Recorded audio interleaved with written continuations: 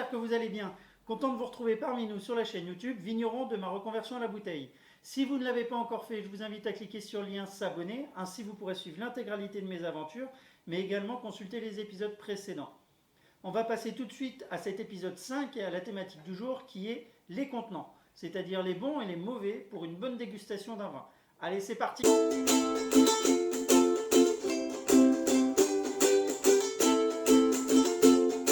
Donc c'est un vin de chez Chapoutier. Donc Chapoutier, c'est un vigneron très réputé et très connu dans la vallée du Rhône, mais un petit peu au-delà. Notamment Rhône septentrional, donc c'est-à-dire au nord de Valence, la partie nord de la vallée du Rhône. Gros vigneron qui a aussi une société de négoce, et donc là c'est son ermitage, donc Mur de l'Arnage, je vous mettrai la référence, 2017. Voilà, c'est un vin, quand on le regarde comme ça, donc il a une robe, on va dire entre le rubis et grenat, donc c'est déjà un vin qui n'est pas tout jeune, 2017, ça fait 4 ans, donc on voit qu'il est sur un âge avancé. Après, l'âme qui sont bien présentes dans ce vin, donc qui nous donne un petit peu le degré d'alcool présent dans le vin. Donc là on est à 14,5, donc c'est pas rien, c'est déjà un vin qui est costaud. Après on va retrouver les arômes de mûre, de myrtille et puis un peu poivré. Et en bouche, alors je l'ai déjà goûté, je vous conseille aussi quand vous goûtez comme ça plusieurs vins, c'est de recracher. Moi j'ai mon crachoir qui est juste là, c'est super intense, et puis en plus le risque c'est que à force de goûter des vins, il y a une maladie qui est l'alcoolisme, et donc ça il faut être très vigilant par rapport à ça. Petit aparté. Donc voilà, vin qui a de la mâche, donc une petite pointe d'acidité en bouche, en entrée, qui vous donne un peu de fraîcheur. Et après on a les tanins qui enrobent le palais, qui donnent de la matière, typique de la Syrah. On retrouve ce côté poivré en bouche avec une petite note boisée qui peut laisser penser à un élevage en fût de chêne. Voilà ce que je peux vous dire sur ce vin. Belle découverte. Ça se marie très bien avec un tourne d'eau. Voilà, des petits légumes rôtis à la poêle, une petite purée maison. Enfin, ça passe nickel. Je vous mettrai la référence du vin et puis on va passer tout de suite au contenant. Allez, c'est parti.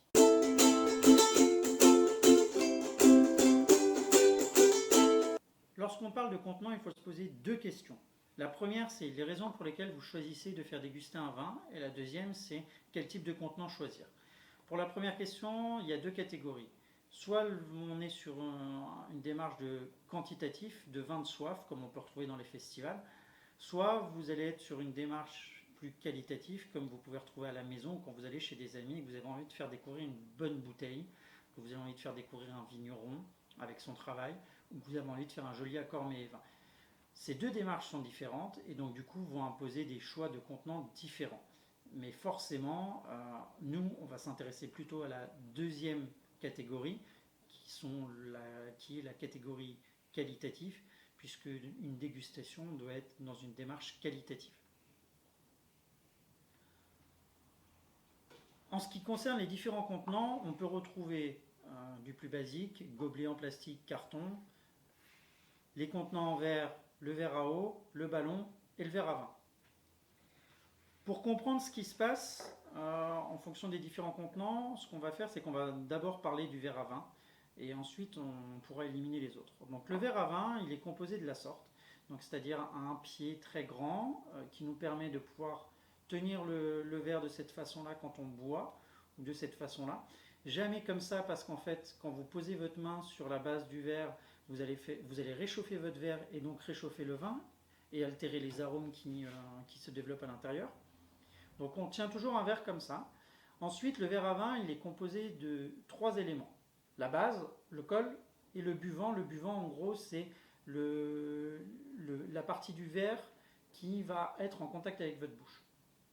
La base est toujours large pour permettre une très bonne aération du vin quand vous allez le servir et permettre aux arômes de se développer. Un col toujours resserré, de façon à concentrer les arômes en haut. Comme ça, quand vous allez pouvoir le humer, les arômes seront présents directement et donc ne s'échapperont pas. Et puis un buvant qui sera assez fin pour éviter justement d'avoir trop de matière entre votre bouche et le contenu, donc le vin. De fait, pour le verre à eau et le ballon, on va les écarter pour les raisons qui sont les suivantes, c'est-à-dire qu'ils ne présentent aucune des caractéristiques d'un verre à vin. Le verre à eau est un peu inversé, c'est-à-dire que le verre à vin a une position conique, le verre à eau est en forme conique inversée, c'est-à-dire qu'il a une base plus resserrée, un col évasé, et il a souvent un buvant très épais. Donc vous allez avoir les arômes qui vont s'échapper, vous allez avoir un buvant qui va donner de la matière au niveau de votre bouche, et donc ça va être assez désagréable. Voilà. Par contre, l'avantage du verre, c'est qu'il donne aucun goût. Donc, on va en venir après au côté quantitatif, mais ça, c'est un des avantages. En ce qui concerne le ballon, on voit qu'il pourrait avoir un profil similaire au verre à vin, à ceci près que le problème du ballon est qu'on a toujours du coup un col évasé, donc les arômes s'en vont, et qu'en plus, généralement, le volume est petit, et donc du coup, vous ne pourrez jamais faire tourner votre vin de façon à pouvoir l'aérer correctement et pouvoir le sentir et le déguster sans en foutre partout. Donc c'est vraiment pas pratique et à proscrire. Parlons maintenant du gobelet en plastique ou en carton. Vous comprendrez que forcément celui-là on le jette à la poubelle, dans le sens où le plastique comme le carton vont donner des arômes. C'est pratique pour le festival dans une démarche quantitative, mais en aucun cas, si vous voulez faire une bonne dégustation, vous allez préconiser ce type de contenant, parce qu'en fait, vous allez altérer la qualité du vin, et en plus, vous allez lui donner du goût, plastique, carton, et le profil étant un conique inversé, toutes les arômes vont s'échapper. Donc là, on ne parle même pas de qualité, on parle juste de quantité. Donc voilà, un petit peu, vous savez un peu tout sur le type de contenant qu'il faut préconiser. Donc on revient, une base large, un col resserré, un buvant fin et un pied qui permette de pouvoir tenir le verre de cette façon afin d'éviter de réchauffer le verre. Voilà, on va passer maintenant au carafage ou au décantage.